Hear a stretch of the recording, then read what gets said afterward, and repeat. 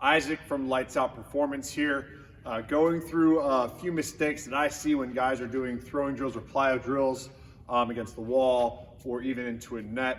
So much baseball content is out on the internet now, and that a lot of players see it on Instagram or TikTok or wherever, and that's awesome. It's a world with infinite opportunities to learn everywhere. One of the problems with that is if we're learning simply just from seeing a video without just watching someone do something, there's going to be some flaws that come from that will actually be counterproductive to what we're trying to do. So what I'm going to show you today is a few mistakes that I commonly see with plyo drills and throwing drills that are actually going to be counterproductive to your development.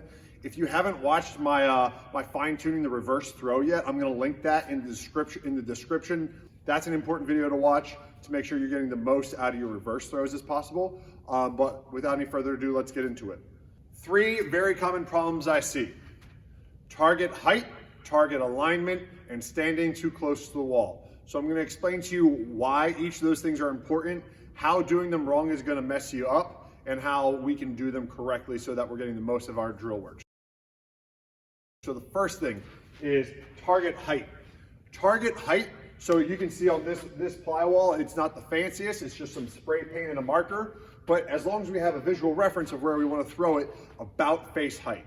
So let's think about this for a second. If I'm standing 60 feet 6 inches away from my target, from a mound to the catcher, and I want to throw the ball right down the middle, that's going to be, maybe 2 feet off the ground when the ball gets to the catcher. I don't release that ball 2 feet off the ground. Gravity pulls that ball down. I release that ball up over my head.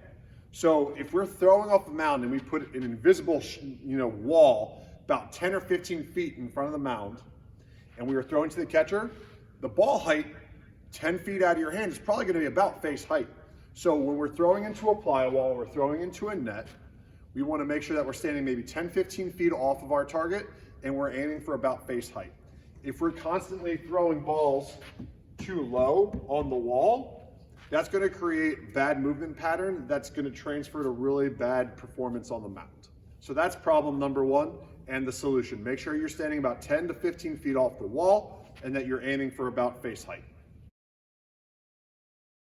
Target alignment is a very important one. So if this is my target right here, I don't want to be standing directly in line with that.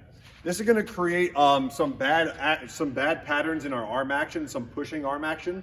So for example, if I'm doing a pivot pickoff drill, when doing this pivot pickoff drill, if the target is right in front of me, my elbow is going to fly in front of my face in order to get the ball to the target that's right in front of me. So it's encouraging a bad arm action where we're getting a pushing arm action out in front of our face. If I shift my alignment so that the target is in line with about my release point, that's where I want to be. For the pivot pickoff, as I load into my arm action, rather than trying to dart throw and directly hit my target, I have to whip my arm around in a circular motion, just like we would any other throw, to be able to deliver the ball to the target.